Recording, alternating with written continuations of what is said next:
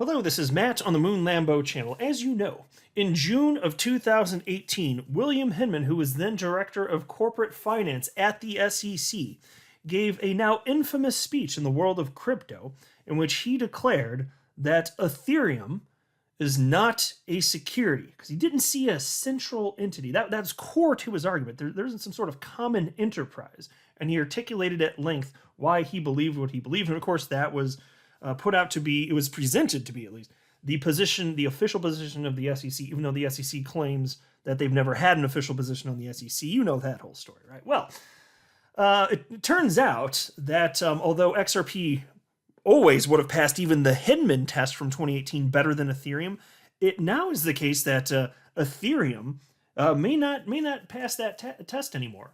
Not even the Hinman test, at least not soon.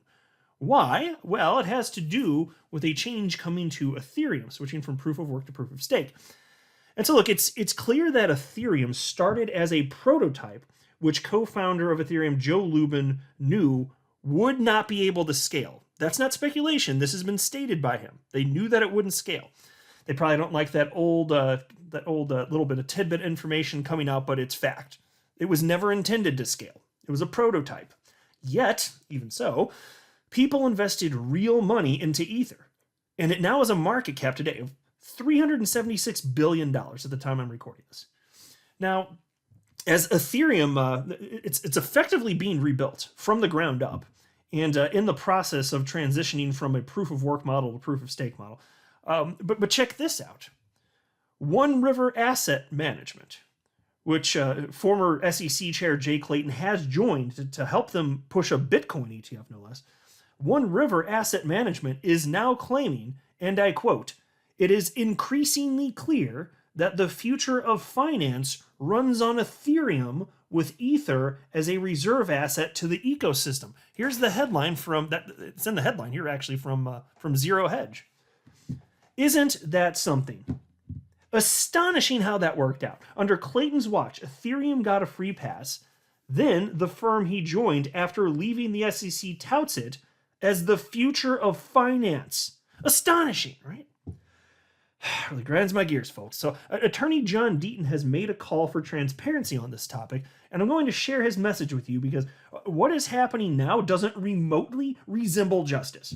And meanwhile, we have major players in the space playing the role of hypocrites, detesting Ripple's large holdings of XRP while turning a blind eye to the Ethereum whales. So I'll share with you all the nuts and bolts of this. But before we're going any further, I do want to be clear that I do not have a legal or financial background of any kind. I am not offering legal or financial advice, and you definitely should not buy or sell anything because of anything that I say or write. I'm just an enthusiast who enjoys making YouTube videos about crypto-related topics, but just as a hobby and just for fun. In we go, and here it comes from the man himself, attorney John Deaton. What are the major risks of Ethereum moving to proof of stake? And let me just pause to note that this is highly consequential, including for XRP holders. And I also want to be clear too, actually, I meant to say this, I'm glad I just popped in my head. This is not me hating on Ethereum. Actually, Ether's the first cryptocurrency I ever purchased. It was on November 10th of 2017. I've held Ethereum ever since then. So this is not me hating, but there's some shenanigans going on here, and I don't like how Ripple's being treated than other major players in the space. And as far as the Billy Boy Hinman test from 2018, huge implications, because it may be the case, and I said may be the case, that Ethereum is actually becoming increasingly centralized. And without proof to the contrary, that sounds like a serious risk. And as a holder of Ethereum myself for over 4 years now, I want to be aware of that. If you hold Ethereum, don't you want to be aware? Same for XRP. If there's bad news with XRP, don't you want to know? I say the answer is yes. So here's what John Deaton said. And there's a quote here. "The biggest risk is, as in proof of work, centralization. Centralization of staking power in the hands of few with very deep pockets. To mitigate this risk, Ethereum founders decided not to engage venture capital on the early stages and hopefully on any stages. Another measure was to hopefully create a diverse enough initial distribution of Ether in a pre-sale." And he's quoting, I have it pulled up here. Excuse me. This is Stack Exchange here. And so this is where this was posted. This was on January 26, 2016. This is what he was referencing. This is somebody, I looked up this guy. I'd never heard of him before. His name's Alexei. And he'd been on podcasts and stuff talking about Ethereum, like dating way, way, way back in the day. And so this post happened to be from 2016. And he's acknowledging, hey, again here, the biggest risk is, as in proof of work, centralization. Then he goes on to talk about proof of stake as well. And so that's what attorney John Deaton was highlighting. And then John Deaton writes the following. In the first 2 weeks of Ethereum's ICO, over 25,000 Bitcoin was made from selling over 50 million ETH. A total of 6,670 transactions were made, with values ranging from the minimum 0.01 Bitcoin to a high of 500 Bitcoin. Vitalik Buterin admitted, quote, the majority of purchases occurred at the end, end quote. And he also stated this. Here's another quote from Vitalik. Shows that Ether purchasers are generally a rather sophisticated audience. And I'll note that he got this. He's quoting this from blog.ethereum.org. This is posted by Vitalik Buterin. Here you can see it's on your screen. August 8th, 2014, when there were 28 days remaining in the Ethereum ICO. And then attorney John Deaton continues. Joseph Lubin and other Ethereum founders should be barred from criticizing other protocols as centralized until they provide transparency related to token concentration. For example, the blog stated Ethereum founders avoided venture capital at the early stages, but Lubin has stated that JP Morgan has been involved from the beginning. Vitalik wrote that 6,670 transactions took place. Of these 6,670 transactions, how many people or entities were involved? Vitalik called it the NWO, New World Order, and dispelled the belief that VC was heavily involved. But how diverse was it? We know that it was encouraged to disguise whales with multiple wallet addresses. By the way, I'm sure most of you know this at this point, but in case you've missed that, a very important piece of information. This is clear intent to hide transactions from regulators on the part of Joe Lubin and other founders by saying, yeah, you want to buy a bunch, divvy it up into a bunch of small transactions, multiple wallets. That was their talk about trying to skirt the system. And then you compare that to Ripple, which is the adult in the room, trying to be the most transparent. They have been the most transparent. There is no comparison, frankly. Anyway, John continues. How many individual purchasers make up those 6,670 transactions? The merge presumably takes place soon, with Ethereum moving to a proof-of-stake protocol. And here's a quote. A miner's capacity to validate blocks depends on how many coins they have. The more coins they own, the more power they have for mining. Now, he's pulling this from a Seeking Alpha article, and there is part of this I wanted to cover just to make sure that we're all on the same page here. Some of this is basic stuff, but there's always new people jumping into crypto, so let's just make sure that we got the table set here properly. So there's this little subheading here, proof of stake versus proof of work overview. And again, Ethereum switching from proof of work, just traditional mining like Bitcoin has, to proof of stake. What's the difference? We'll check this out. Seeking Alpha answers that. With proof of work, cryptocurrency miners compete against each other to solve a complex problem using high-powered computers. Those first to do so are given the authority to add the new block of transactions and then rewarded with digital currency for their work. When a block is authenticated, it's added to the blockchain.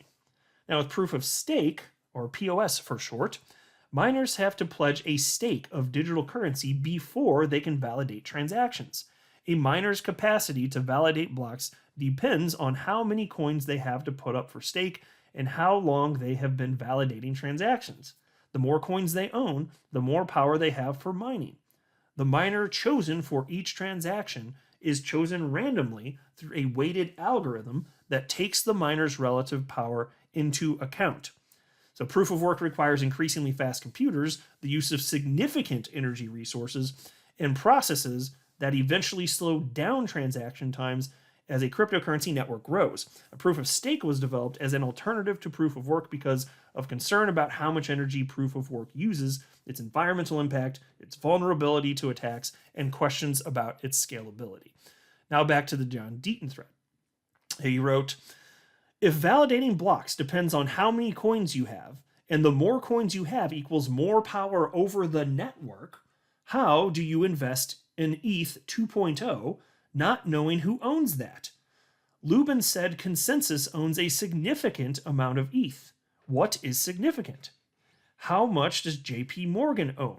And by the way, what he's talking about here, and I've shared this on the channel before, but worth repeating here, especially in case any of you listening are unaware of this, but here's the tweet on your screen from March 15th this year.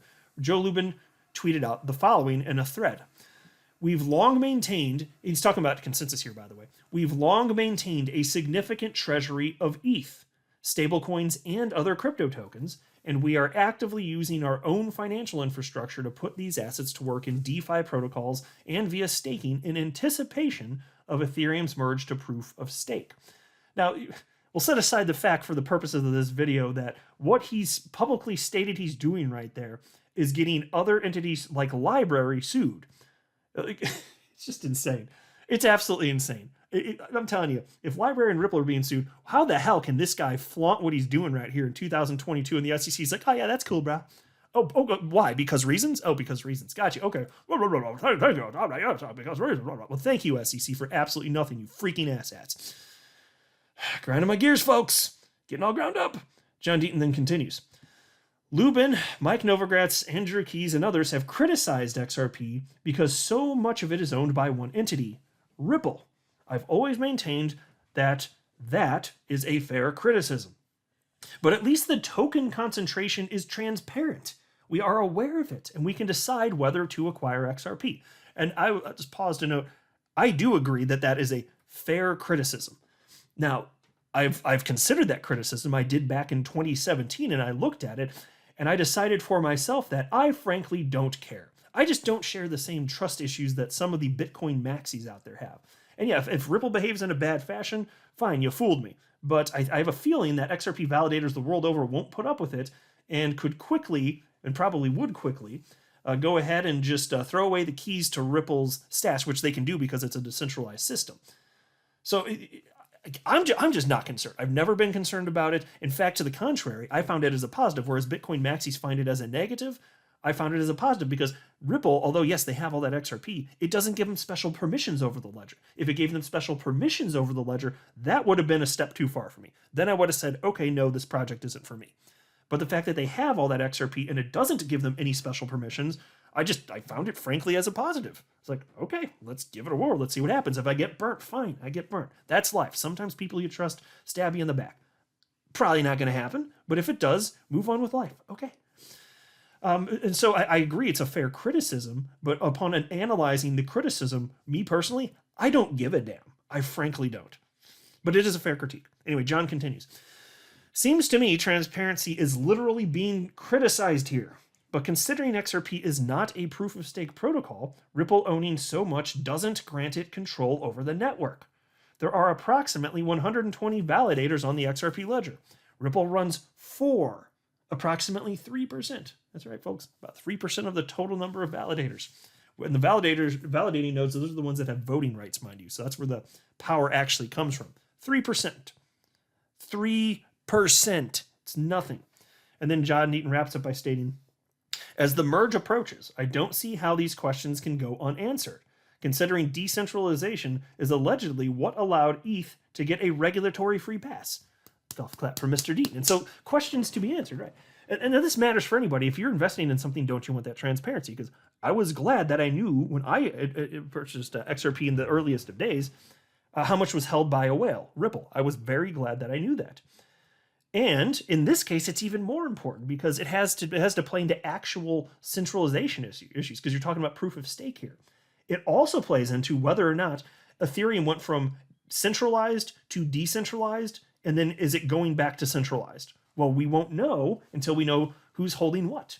And if they're not going to make this transparent, I'm going to be highly concerned and skeptical. And I think I should be, and anybody that holds Ethereum should be. So we'll see what happens here, but I'm glad that John Deaton is calling attention to this. It deserves attention. I'll go ahead and wrap it there, but let me know what you think below. I'm not a financial advisor. You should not buy or sell anything because of anything that I say or write. That would be a very, very, very bad idea. Until next time, to the moon, Lambo.